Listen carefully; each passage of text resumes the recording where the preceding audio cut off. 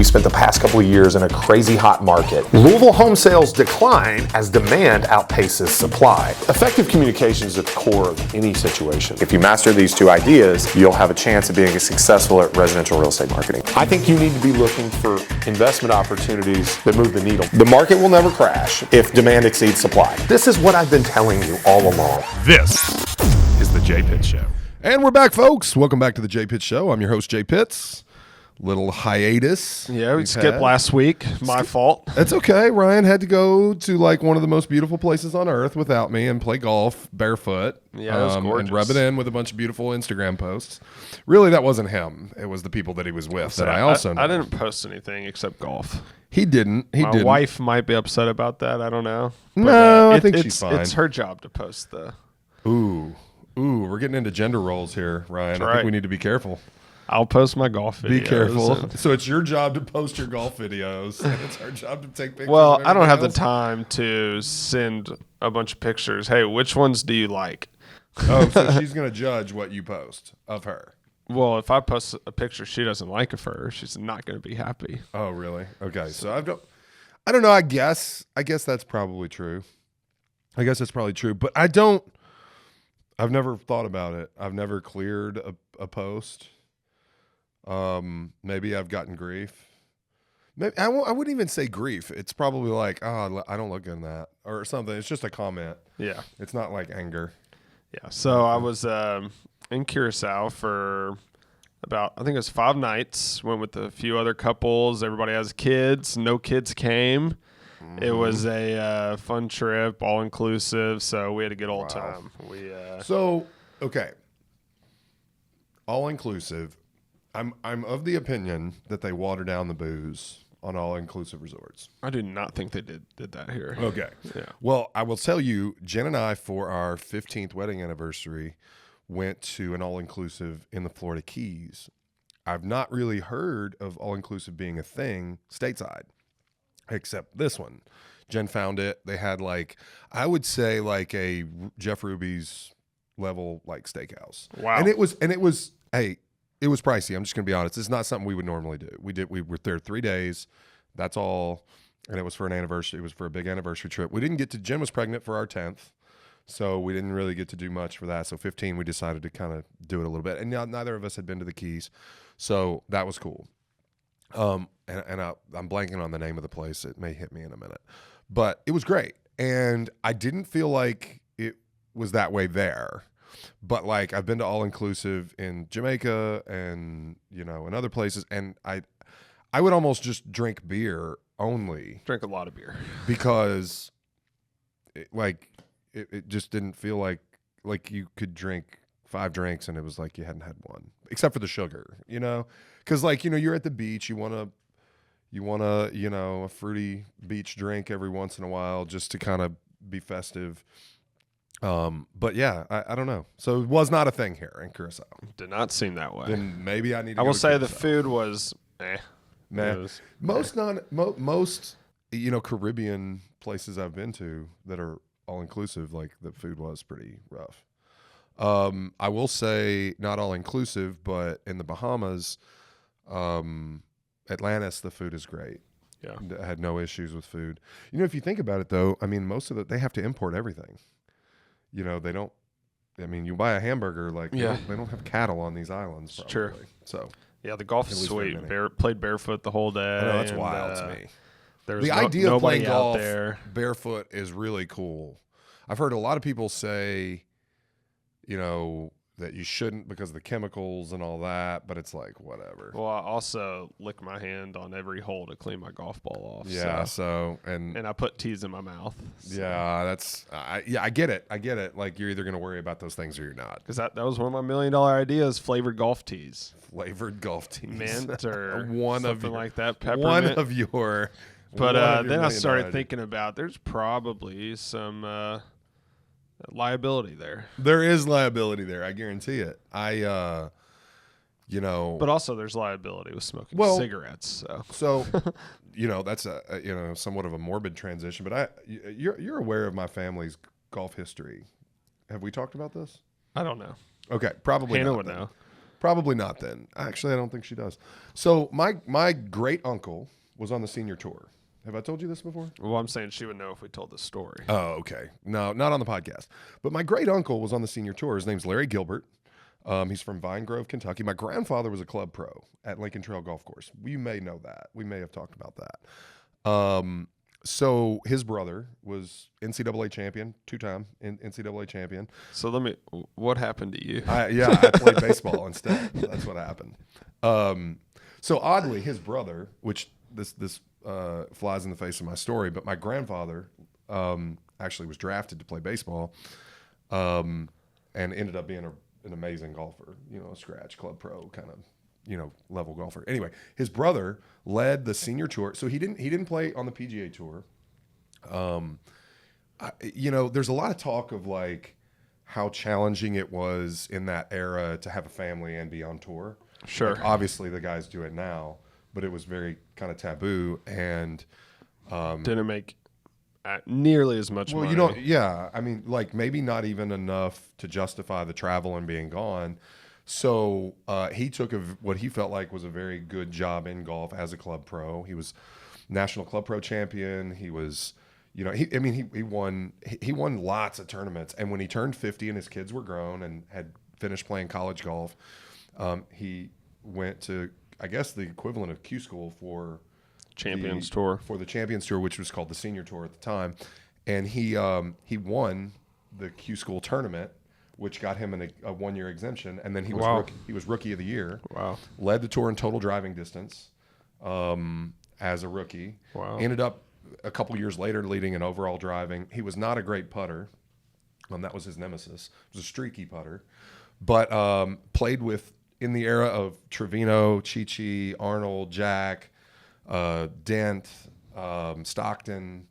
I got to go and watch him play as a child. Amongst all these legends, I have their autographs.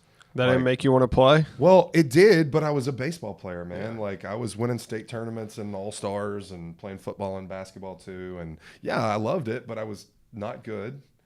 And I didn't have the time to try to get good. Yeah. So, but yeah, like when it was the Bank One Classic at the time was at Kearney Hills in Lexington, we would go every year.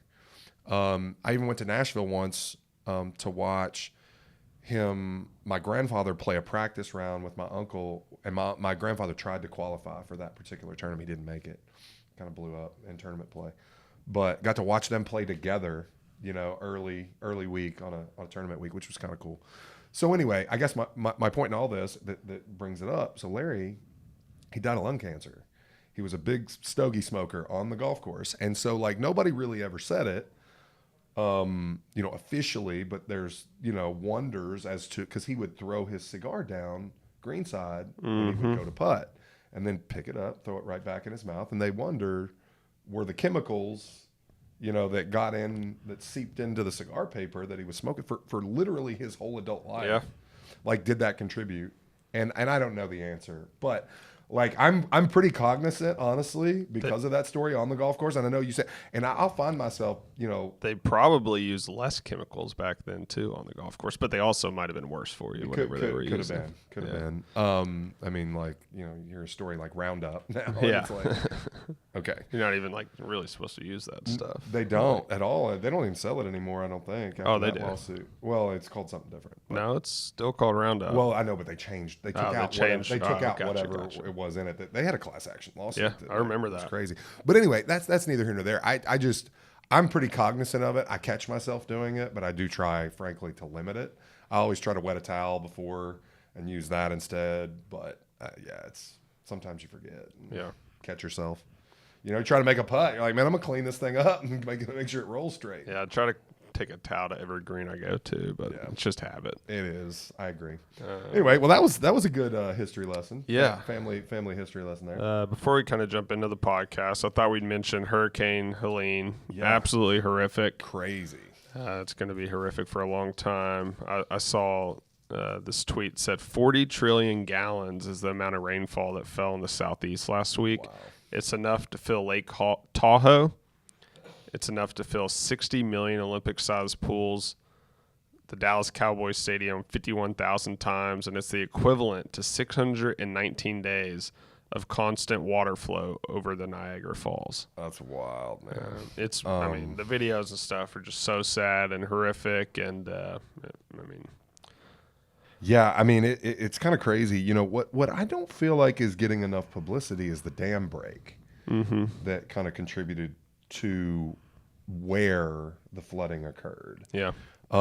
Which, I mean, I don't know why. I mean, the water is crazy, and that's what causes the dam to break. But, you know, you hear a lot of people talking about how is it possible that East Tennessee and you know, specifically Asheville and Chimney Rock and those places in North Carolina, how the base of the Blue Ridge, like, how did it get so much water? How did it get more water than Florida? Well, I mean, it in large part was a lot of rainfall, obviously, but the dam break is kind of the controlling factor of why it happened, where it happened. Yeah. Which is, you know. Do you know many agents in any of these areas affected? I know some, but not enough. No one close personally. I mean, we have referral partners in Asheville. We have, you know, referral partners in Knoxville, which Knoxville is by and large okay, I think. You know, actually taking my family to Pigeon Forge for fall break here in a week or so, it seems like they were largely unscathed, which is kind of surprising being in Are you East going to be Tennessee. able to get there okay? Supposedly, yeah. I mean, from what I can tell, I mean, Pigeon Forge and Dollywood and like those attractions, we've never done that. You know, I know Gatwin. a lot of these rural towns in North Carolina you can't even get to. You can't even right get to now. it. Yeah, I mean that if interstate doesn't touch it, you can't get to it. Yeah. But like our drive is going to be pretty much all interstate. But anecdotally, one of our agents here that left the Friday, he had a family vacation plan to Florida that was going to be affected by the storm, and he pivoted and went to the East Coast in North Carolina instead, and had to drive through Knoxville. It took him 10 hours to get to Knoxville from Louisville. Wow. On the day that they drove down. Like, it's pretty wild. Just camped on the interstate. Yeah. So terrible. anyway, I pretty would wild. mention So is Highlands affected? A little bit, yeah. Not even I mean, obviously close to as bad as other places in North Carolina, but the main mountain road to get there, It's closed. it was one of the videos going around. Half that road fell into the river. Wow. So, like, it's pretty hard to get to in and out of right Yeah, now. they got to rebuild. Yeah. That's crazy. Okay. Well, Yep. that's you know, thoughts and prayers definitely out to anyone affected there. Yep. It's pretty devastating. Yep. So I thought we'd talk about the Louisville real estate market right now. Let's do it. Not sure if you want to pull up some stats. Feel like we haven't touched on that in a bit, and it's getting to that time where things are changing a little bit, Yeah. slowing down maybe. Well, I don't know if we've talked at length about kind of my opinion that we're in the midst of two separate markets at the same time. And I don't want to belabor that. But I just keep seeing more and more evidence. You know, we're looking at something like 75% of available inventory on the market greater than 60 days, while average sales time on market sales cycle is about 30 days. So, you know, what that tells me is that when you have the average days on market of active listings at north of 60 for 75% of our inventory, and the total average, including the other 25 that sell less than that, is 30, is half that. Mm-hmm. That means we're getting a lot of sales in 1 day, 2 days, 5 days, a week, right? That's pulling that average down substantially from 60, where 75% and growing Yep. of the market is. So it's just that you have to prepare your property for sale. You have to price it effectively. There is demand. Okay. We're reaching the point, which obviously we won't have data for that. You know, we're sitting here, you know, on October 3rd recording this. You know, the vice presidential debate was 2 nights ago. We're reaching that point in the presidential election cycle where things tend to slow down substantially because people are concerned over what may happen. I think some of those concerns have been alleviated because the parties have both appeared to tack toward the center with a lot of their rhetoric. And you're hearing a lot more moderate, what are expected to, now probably considered moderate ideas. So that I think has calmed, especially considering, the vice presidential debate was very civil. I had that on this list. Just I was going to mention. Well, let's save it, and I'll come back to that. But my point is, we're not necessarily seeing the slowdown that I think we typically see. At least the severity of the slowdown that we typically see, because it hasn't, oddly, been quite as ugly. Yeah. As maybe some expected. So, I know that there are 50% of the country finds one candidate to be objectionable. The other 50% finds the other candidate to be objectionable. Yeah. Nobody is really in love with their candidate, it seems. And maybe that's it. Maybe the realization that, well, my guy or gal is not real good. Well, and we can jump to the VP debate. But I guess I don't know. You ask about the market, we can get to that. But we're talking blocking and tackling here. Just fundamentals, man. Like, inventory is short. Supply, we're not seeing increases in supply. What increases we are seeing in supply is of listings that won't sell. Yeah, dude, there is no supply. I've been just checking every day. There's nothing that's adequate. Can't find anything, and if it's an aesthetically pleasing home that's priced well, it sells Instantly. in 2 days with multiple offers. Instantly. And it's only 2 days because they want to let all the showings get in. Exactly. It would sell in 1 hour if they wanted it. They could sell it in an hour. They could sell it in 12 hours. They could sell it any time. It is high priced, bad condition property that's not selling. Yes. And that's relatively speaking. I don't mean like $1 million house will sell if it's presented properly and it's worth $1 million. It's going to sell, and it's any price point. It's $100,000. It's $1 million bucks. I mean, you might see a substantial like set of available inventory at like 2 million or 1.8. Like, there is still a pretty low ceiling on what this market will absorb in mass. But I'm still seeing a lot of $1.5 to $2 million homes that are aesthetically pleasing in the Highlands or Crescent Hill that sell in 2 days. I know, and probably over listing price. I mean, I think if you just look at, like, from a pure absorption standpoint, I guess, though, Ryan, is what I mean. Like, a pure absorption standpoint, like, there is a price point, whether it's 1.5 or 1.8 or 2 million, where things slow down substantially. Sure. You see 10 sales a year and there's 50 homes on the market. Yeah. And that's a 5-year supply, right? But, like, $500,000's not it. $500,000 will sell in an hour if it's worth it and presented properly. Yeah, I mean, I'd say up to 650 right Yeah, now. I mean, it's pretty crazy. It's pretty crazy. It's and that number keeps going up. Yeah, it is shocking how, I said this years ago that pretty soon. Okay, I think I said within 10 years. I wonder if it was 10 years ago that I said this. Within 10 years, you won't be able to find a house east of I-65 for under $300,000. That's what I said. Like, and that was back when our average sales price as a team was probably $150. The market was probably $175, right? And it was just, we've always lagged the average price for the market a little bit because we focus on entry level buyers and a lot of reasons and investors on a lot of what in a grand scale. But yeah, it's true. It's true. You can't, name one. Name us an adequate house that you would, that a family would want to live in for less than $300,000 east of I-65. It's just not there. That a family would want to live in now. Yeah.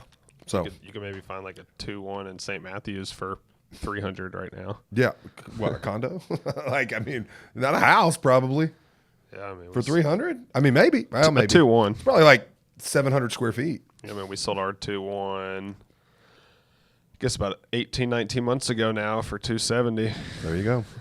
It's wild. Like 950 square feet. Yeah. So that's where I think the market is, Ryan. And nothing's going to change it. I think, if you want to pivot to the VP debate, we can do that, and the presidential campaign. I mean, this is not a political show. You're not going to hear political opinions from me, but we won't pick a side. No, absolutely not, and never would. They tried to talk about housing a little bit the other night. Okay, what we still haven't heard is we've heard $25,000 tax credit. If you listen to this podcast, you know what we think of that. Okay, it's inflationary in terms of housing price. You will increase demand on static supply. When you increase demand with static supply, prices go up. And if rates are coming down at the same time, prices are going to go up fast. Yeah. Okay, so until you tell me how you're going to create inventory, right, which we do have one side, right? Trump says he's going to cut regulation. That's a broad generalization. Yeah. What is inventory didn't increase under Trump. We didn't fix the problem under Trump. We had an inventory shortage. We've had an inventory shortage since 2007. Okay, nobody wants to talk about it. Okay, when builders stopped building just prior to the Great Recession and the housing collapse under the subprime mortgage issue, we fell into a housing shortage. We were probably already there. It just wasn't. It was more manageable. We were probably there for decades before, to be frank. And that's just honestly probably because of the creation of the millennial generation. We don't, I feel like, have a great handle on family formations or predicting family formations and preparing for it. The boomer generation was large. X was not. Millennial generation is huge, bigger than the boomers. Okay. So when you have more families, when you have more people, you need more houses, period. And so when you stop building for 5 years, essentially, maybe longer, 2007, 8, well, they built some for 7. So let's call it 8, 9, 10, 11, 12. 5 years would have been through 2012. I almost guarantee you that it went even further than that. But you're forming 2 million families a year in those years, and you're not really keeping even close to pace with that with new inventory. You're going to find yourself in a steep housing shortage. And now builders can't keep up for the ones that can even afford to build. So somebody needs to show me how you're going to unshackle the housing industry so that builders can build. And I don't want to hear rentals. People need to own. Yes. Right? People need to own because it creates wealth, okay? At the lower middle class, it creates wealth. It forces wealth creation. I mean, it is insane, the amount of wealth you can build by buying and holding a piece of real estate that you just live in. And I get it, okay? That's unrealized gain, right? If you don't sell, which, if you're worth $100 million now, then you're gonna end up paying tax on that. But is that much? $100 million. Is it $100 million net worth? But how do you find that out? Yeah, you're gonna get people exaggerating how little their real estate is worth. Anyway, I don't know, man. I need somebody to show me. We're not gonna fix housing until we fix supply, and nobody has shown me. Everybody's ideas are about helping the less fortunate, which I'm all for. But you're not helping. You're hurting. And at this point, it's not even the less fortunate. It's middle-class families that are struggling to buy homes. It is, I guess, relatively less fortunate. I mean, yeah. So one thing that they both VP candidates mentioned the other night was the American dream and how people feel as though it's unattainable. That's real. We're in one of the most affordable housing states in the United States of America, and it's a narrative we hear daily. It's tough here. It's tough. Yeah, it's tough, especially for those, I'd say, people 22 to 30 right now. It's very tough. Get out of school with school debt, right? Incomes. I mean, you could 2 incomes. I see a stat all the time about what it takes. It's like 140,000 gross income to be able to qualify without a significant amount of debt already.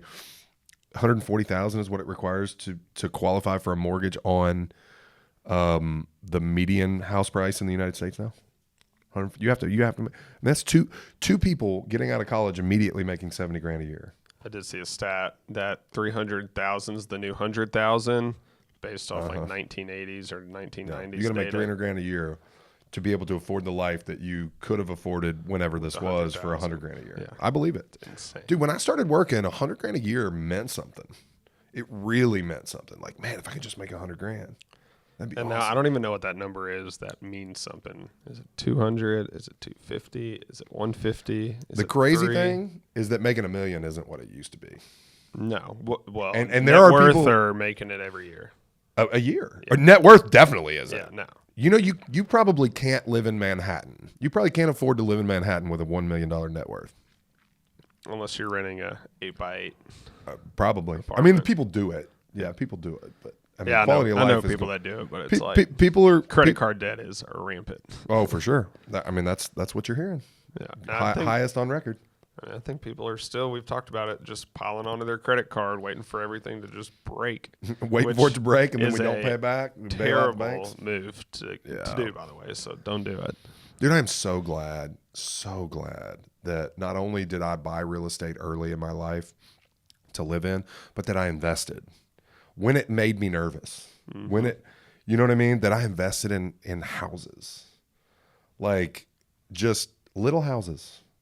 You know, I sat in a small group. I don't know if you were in there the other day when I talked about you'll never go broke owning $1,000 a month rental houses. If you own a house that rents for $1,000 a month, it'll never be empty long. Nothing will ever go wrong to the scale that will put you under. Mm-hmm. Like you may have a month's vacancy and you got to come up with $1,000, and if you can't stomach that, then you shouldn't own investments. But you know, a month or two, you may have a furnace go out. You know, you got to drop $5,000 on that. If you can't stomach that, you shouldn't own investments. But like, yeah, it's crazy what some of these houses are worth that I bought 15 years ago. Yeah. You know, and I'm 43, right? So I was 28 then, right? Not crazy young to be buying investment property, but pretty young. And it's just wild. It's wild. I have houses that have paid me what I have spent on them 5 times over already. You know what I mean? And it's just like, and I take all the expenses and all the missed and all the mortgage payments and all that, and I've still gotten 5x from those houses what I put into them. Yeah. It just takes time. And they're still there, and I can still sell them anytime I want. And the principal has gone up and up and up. Pretty wild. Yeah. So glad I did it. So if you've heard my story and thought I was insensitive when I said you should buy a house that's even if it's not exciting to have your friends over, you know, you should buy it and live in it for a couple of years. Okay. Then move out, buy something slightly nicer and keep it as a rental. Yep. You know, sell it before that's 5th year and, you know, avoid the capital gains tax and parlay that into the next one. Yeah. The only thing I want to add to the VP debate portion of this is just seems like everybody was like, huh, this is what I remember presidential debates being like. Yeah. Like, Which, I mean, but it's so true. They started getting ugly when I was coming of age. I mean, people want to assign it to Trump, and he is certainly responsible for a lot of it. He took it to the next level. Mm-hmm. But I mean, that's what he is. Everybody knows what he is. I mean, he's famous. he also had to do it to win. He of course did. And you know, and unfortunately, and this may be unpopular, Hillary was a worthy target in a lot of ways. A very high unfavorables. I don't mean that I disliked her. I mean that she had crazy high unfavorables. There were a lot of people that didn't like Hillary. And so it was a perfect storm. And certainly where he's had the opportunity to calm things down, he has not exercised that opportunity. But I remember, you know, the Obama's reelection, the debates with Mitt Romney were pretty ugly as well. They were much more civil than, you know, probably, you know, Trump Biden. But they got to be pretty ugly. I mean, things were unfairly said about both guys in the midst of those debates. And that campaign was pretty ugly. I think it was 2012, the 2012 re-election campaign for Obama was very, very ugly. Yeah. Not from his standpoint only, from both sides. I think that there was a real tide shift there. But yeah, it was shockingly positive. Shocking. I it's funny. I don't know if Walls was genuinely surprised or if he expected it. Yeah. I'd say surprised. Everything is calculated these days, though, and everything seems to be leaked, and they seem to know everything about each other when these things start. So I can't set aside the ugly that I've seen and not think that was some sort of ruse. But yeah, there were moments where he seemed genuinely shocked. Mm-hmm. But then he responded just like, "Oh, thanks." Yeah. Like, it's like, anyway, it was kind of weird. Yeah. All right. Let's move on. So we usually get to our listener question early in the show. We'll get to it now, and it's a timely listener question with us moving into fall. Okay. They say, what should people who are selling their home in Louisville before the end of the year consider before listing? Selling before the end of the year. Well, let's talk prep. You should absolutely deal with your leaves. You should absolutely deal with your landscaping. It's really easy to allow the exterior of your home to not look its best going into this time of year. And the funny thing about that, it can look its best at any point in the year right now, if you do the work. If you do the work. So I would consider, if you're planning on listing after the leaves fall, I would try to prep your exterior and get your exterior photos at least done prior to the leaves falling. There's nothing you can do to make a leafless tree look good. Yeah. Right. But even if you time it well where the leaves are changing, I mean, that could be kind of cool.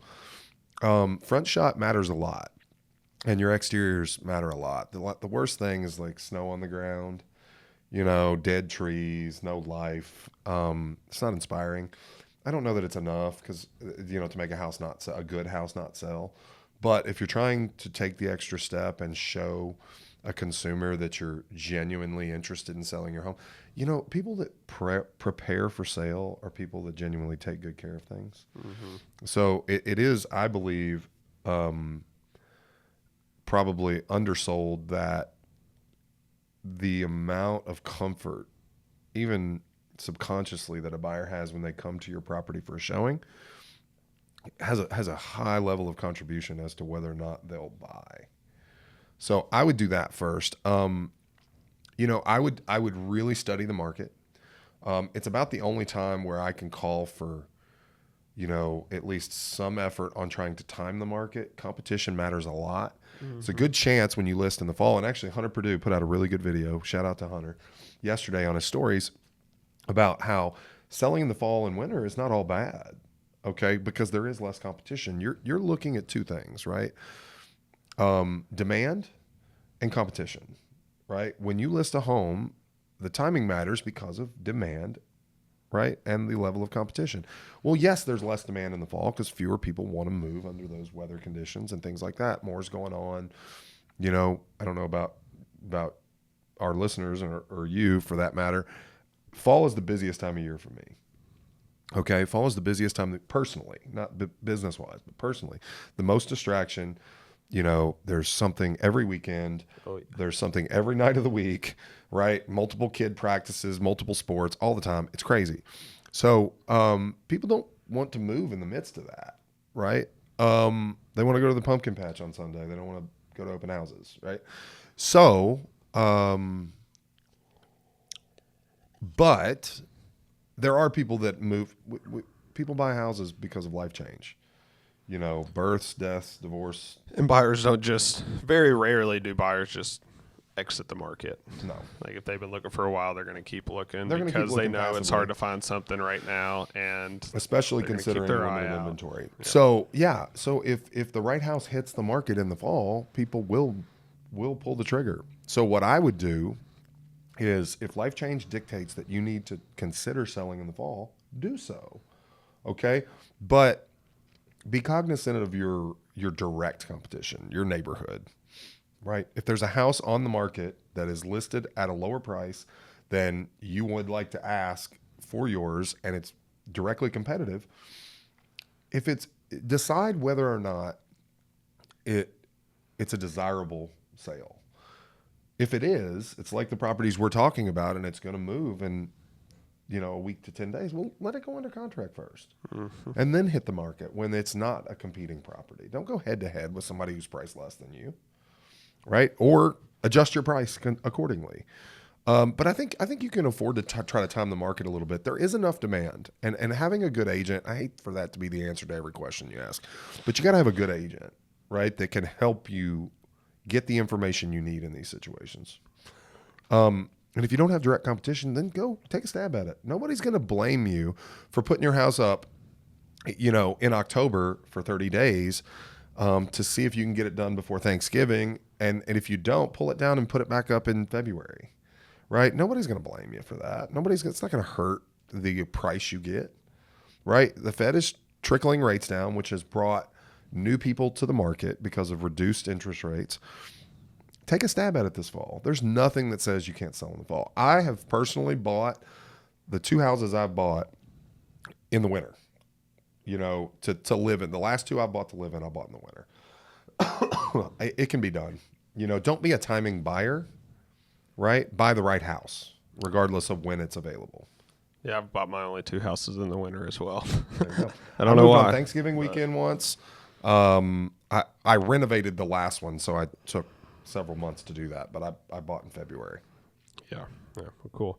I was going to tell you, so I used some form of this previously, but ever since the Resource Live event you put on, I've been using the 3 parties in a real estate listing on every listing presentation. It's so killer. Oh, I guarantee it's so good. Well, outline it for the audience. Yeah, I'll pull up my nice little graphic. It's pretty savvy. It's all black and white rings. Do you go off of the graphic? Well, I put this in front of their face and let them keep it, and then I'll write on it while I present it. I love it. But and it's just a blank Well, black and give white. us the cliff notes for the We want to give this out. I don't know. You afraid to educate in your competition? No. So there's 3 parties and the sale of a home. This is when you're listing a home. There's the market. We have no control over that. That's economy, interest rate, competition. There's the seller. They determine the condition of the home, sales term, and list price. Ultimately, they determine the list price, but myself as the agent will help them come to what they decide. Yeah. Condition of the home, make sure it looks good for pictures, make sure it looks good for showings. They're the only people that can do that. I can give you some tips on what to do to the house before pictures, but ultimately, that's on them. Agent. That's ourselves. Yeah. We do the marketing, we do the negotiation, we do the deal support. That's what we directly handle. And laying this out in front of sellers, they love to see it. It really, I think, helps simplify what's going on, what's their job in the transaction, what's the agent's job in the transaction, and then what can't they control or what can't the agent control. The best thing about this, I like this presentation better than mine. I have something just like this. And that's what I've used previously. But I think this just It's lays so it out a little clearer. It has 3 points under every single party. Of course. Always in 3s. And it's easy for anybody to understand. 3 parties, 3 points. Yeah, it's great. I really did enjoy that. In fact, as I was hearing it the day of the event, I go, wait a minute. That is almost exactly what I do. Mine was also 3 parts. It's exposure, appeal, and pricing. And, the way I can almost do it in my sleep, but it's exposure is my job. Let's start with that. Here's what I do. Okay. I'm going to explain to you what I do today to get not just as the most amount of people interested, but the right people interested, right? We're going to go wide and we're going to go deep, right? And if I expose it to the market appropriately, then we're going to get showings turn into offers turn into closings. Fantastic. My main goal, though, in exposure is to create showings. And then that's where your job comes in. That's appeal. You have to present the property in its best light, okay, which means it has to measure up to the expectations that I've created with the marketing, okay? If people show up, okay, in mass, but then don't make offers, we'll know it's appeal that's our problem, okay? Now, I can't maintain your home for you, right? You're the one that has to get the hedges trimmed. You're the one that has to have it professionally cleaned. You're the one that has to keep it picked up so that it's ready for showing. I'm sorry, you can't leave your cereal bowl in the sink. You can't leave your underwear on the bathroom floor, right? Usually get a little laugh out of that, right? But frankly, even if you do your job after I do my job and we don't do our job, which is price, then the house will not sell. And then I go into pricing, and that's how we discuss. It's collaborative decision. You're the boss. You get the final say, but I have to feel comfortable that I can do my job with the price you select. So I don't have to participate in this sale if you feel like you need to ask a price that's unrealistic, in my opinion. And that's how we go. And I think the thing that's so powerful about either one of these, Ryan, is the concept of assigning a responsibility or a task or homework, or assigning that to the consumer. The consumer then feels in it with you. Yep. Not like I get to sit back and let Jay do his magic. Well, I'm not magic. There's no magic. This is simple. Simple, not easy, right? We have to do the right things. It's not always easy to make those decisions, but it is simple. The house is overpriced. The house smells. I didn't get enough people show up to see it. You know what I mean? So anyway, I love it. I love that. Completely, like it was my coach talking about it, but completely separated. Like, he's never heard me do that. I've never heard him do this. And he shows up with that, and I go, holy, whoa. Yeah. That's exactly what I do. I think I like using this one now because it's laid out more simple even for me. Well, when you do it like that, in like visually, it's great. I've never done mine visually. Mine's always, just my words. I've got the buyer book or the seller book in front of them. But it doesn't, and the seller book does follow. Yeah, if you look, when you lay that out in front of them on a piece of paper and then you talk about it, they see, okay, there are separate jobs here. Makes sense. And I don't have to listen as well as I think I might have to. Here it is, because it's right there in writing. Yeah, this is my responsibility. Even when I leave, here it is. Got it. I'll text you after. I'll stay up to date with you, see if you're getting done what you need to get done before pictures. But this is your job. This is my job. Go get it done. This is what we can't control. That's right. So yeah, it's been great. Good so stuff, next man. year, go to Resource Live. You Definitely. Might if get, you're something invited. like that. Yeah, that's you may true. not be invited. It might be an exclusive event next year. Yeah. No, I'm just kidding. No, it went really well. I've gotten a lot of great feedback. All right, I got a couple more things here. So I've been thinking about social media a little bit, and I only have one kid right now. Hopefully have more. But I just think about what social media will be like when my oldest Rowan is of age. What age that's going to be, I don't know. But I feel like of age to have social media? To have social media. Okay. And I don't know if you've thought of, I'm sure you have thought about this, and it's probably coming up soon for your oldest. But, I think a lot of people get caught when they first get social media of just being consumers. And it's just as important, I believe, to be a creator as a consumer. You don't just need to consume. You should create too. Even if you work a 9-to-5 job, like just consuming is not good for you. No. So I've had this just thought I've thrown around my head where whenever, I don't know, say it's 15, 16, 13, 14, I don't know, where I let him have social media. Hey, you can have social media. You can watch videos. But I want you to create something. Maybe it's once a week, maybe it's once a month, but I want you to create a video. I like that. Learn how to do a little editing. You don't have to post it if you don't want, but you have to show me what you created. And it could be as simple as just playing out in the yard or playing a wiffle ball game with your brother or sister or doing something in the house. But you have to create one video a week, one video a month, and then you can still keep having social media. I like that idea. Never thought of that. I mean, it is a skill. Creating is a skill. And it's becoming a more vital role in any job you do nowadays. Yeah, so being able to produce something that interests people, regardless of what it may be. I mean, there's an audience, right, for anything. YouTube's a great, any of the short form video platforms and even longer form like YouTube, you can figure out that there's an audience for almost anything. Yep. I mean, the most obscure interest you could possibly have, beekeeping. Guarantee you there's hours long videos about beekeeping. And guarantee you people that don't care about beekeeping watch it because they find it entertaining. Fascinating. Yeah. I mean, so That's interesting. I like the idea. Yeah, I have a 12-year-old. He just got a phone. I will say, I'll tell a little story on him. My wife and I had this discussion, and I'm a pretty like authoritarian parent, right? I've got a pretty mean dad voice, and so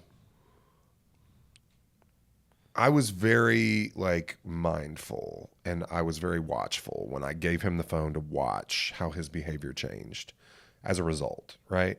And we said no social media, none. Like, that's it. And he has friends that have all the social media because their parents don't pay close enough attention. The kids are a little, I don't know the right word, mischievous, that kind of thing. So I said none, and Jen and I were in agreement on that. Okay, fine.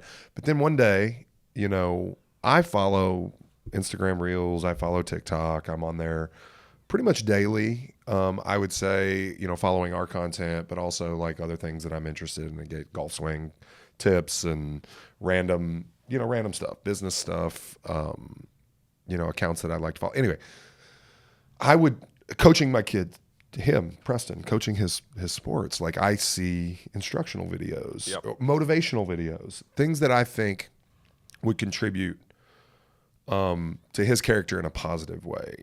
And I will send him stuff from time to time. And I think that's important as well, to show your kids that social media is not for mindless, useless. It can actually be used for very positive things. Sure. And if they, use it as an escape, as a mature adult or a young adult, that's okay. But understand that, like, it's where you can go to find complex answers to difficult questions, or, advice or tips on how to do things that are pretty vital and important. So I sent him a video. I didn't know, because originally TikTok did not require an account to watch a video that was sent to you by another person. Yep, now it does. Okay, but now it does. I didn't realize this had changed. I know. I have to download the videos now and send them to my wife. So I sent him a video, and I get a notification that he had started a TikTok account. Now, he was at a friend's house at the time that I realized that I'd gotten this notification, and I was upset. I was livid. And I was ready to like give it to him when I saw him next. But instead, what I did was I asked for his phone, because this is what we told him. We said, this is not private. You're too young. At some point, there will be a time where your device is private and you get to have privacy, and that is not now. Yep. Right? I'm giving you this phone, and you need to understand that I will pick it up when I want to. This is my phone. And I'll pick it up when I want to, and I'll read anything you write on this for your safety. Right? And that's how it's going to be for a while. At some point, you will have demonstrated to me the level of maturity that allows you to have this privacy. But until then, this is the way it is. So I just looked at TikTok. He had no liked videos. He had no followers. He was following nobody. He had created no videos. He had essentially zero activity other than the video that I sent him. Mm-hmm. That's all he watched. And I'm like, okay, because I had every intention to make him shut it down. And I've checked it a couple of times since, and he's not been on it. And so I'm like, okay, well, maybe there is more maturity there than I realize. I know he spends a lot of time on YouTube, which, okay, you can find anything you want on YouTube, especially with shorts, right? Pretty much, we put everything that we create on all three, right? And so maybe that's what he's doing instead. Maybe that's this whole Pandora's box that I haven't even gotten into yet. But I was actually quite pleased that I gave him access and he didn't exploit it. So maybe there is hope, that kids can make mature decisions with these things that can be very unfortunate and dangerous. That's the kind of parent I want to be. That's the kid I want to have. So I haven't, ruled with the iron fist just yet on this topic. Hey, well, maybe try out the idea I had with him with TikTok. Creating would be great. I don't want him having TikTok really. But if he has to have it to see something that I want to send him, and he's not abusing it when I'm not paying attention, and I pay attention enough that he knows, maybe we can coexist. He can have an account, but just not use it unless I need him to. Yeah. But so I don't know the answer to that, when I'm going to give him full access, but I do like the idea of being a creator, because I do think it's a vital skill. Yeah. And literally just saying, you don't have to post this, just show it to me. Yeah. Let me see what you created. No, I think that would be great. almost like the idea of posting it if you can be done safely. Well, if they want to, like, And if they want to. yeah. So, no, that's cool. And I had another idea, but I've lost it. Maybe it'll come back to me here in a minute. Okay. I got one last question. Okay. It's fall here in Louisville. I'm going to ask you what's better, Boo at the Zoo or the Jack-o'-lantern Spectacular in Iroquois Park? Oh, man. Last time I was at Boo at the Zoo, it was a gong show. And the Jack-o'-lantern Spectacular is really cool for families and kids, which is where I'm at in life. So I'm going to say that. Now, I will say do you call it Boo at the Zoo when they let the kids come trick or treat? That's what I'm talking about. Well, no, where you go at night. I'm thinking You're Brew thinking at the Zoo. Brew at the Zoo was a gong show. Yeah. And that's a summer thing anyway. Yeah. So that's not okay. No, So my Boo bad. at the Zoo. Well, okay. Then I'll go Boo at the Zoo because we do that, or we have done that most years, and it is great to be able to take your kids and safely trick or treat, not have to worry about cars. They sell beer. Yeah. You know, parents can walk around and have a beer. So does Jack-o'-lantern Spectacular. Does it? Yeah. I don't know that. So I would say Last time I did that, we drove. Oh, so you can only walk through now. Okay. There's no cars. You Well, just we had a client event there when we walked, but I didn't get to do it because I was hosting people. So, and then we did it during COVID, which was a drive-through. Last year we tried taking my son Rowan to Boo at the Zoo, and it was a nightmare. It was packed. We're only a quarter of the way through. It's way past his bedtime. He's screaming, crying, so we just basically jogged the rest of it and got him out. So That's wild. we're going to go back to both this year. But I like the Jack-o'-lantern Spectacular. It's a little slower. You have more room. Yeah. You don't have to dress anybody up. How are we on time? Because I remember what I was going to say. 50. We're at 50. All right. We got time for this. Have you seen? Have you watched Did you watch WWE growing up? No. Not at all. No. Okay. I did a little. You know, being from E-Town. Okay. We're not the most I'm cultured. also from E-Town. We're not I the most watch cultured WWE. bunch. It's subject. You're subject. You're subject. Subject? No, I'm saying you're subject when you're from E-Town to have some interest in some redneck things. Okay. Which is this is what it is for me. And I imagine there's something. You've got something that you did that was similar somewhere. Or maybe E-Town just got more cultured in the years since I left. Or maybe WWE was just more popular when you were younger. Well, that's absolutely true. Well, anyway, I just got done watching the Vince McMahon Netflix miniseries. Wow. So in fairness, its heyday was around the time I was like a freshman, sophomore year in high school through like college, right? Which I didn't pay any attention in college, and I really didn't pay much attention, but for maybe a year or so, probably before I started driving, because a lot of this I didn't remember. But it's fascinating, and I think it speaks a lot to me. I found myself thinking, because it was so outrageous, and it was on television mostly, like from 9 to 11 on Monday night. There was WCW and WWF at the time. Now it's WWE, and they competed with one another, and it was like that was the most popular that it had ever been. Mm-hmm. And the lack of like morality and the crazy like storylines and the like things that are really taboo now, like they'd have been canceled 100 times over for the things they did.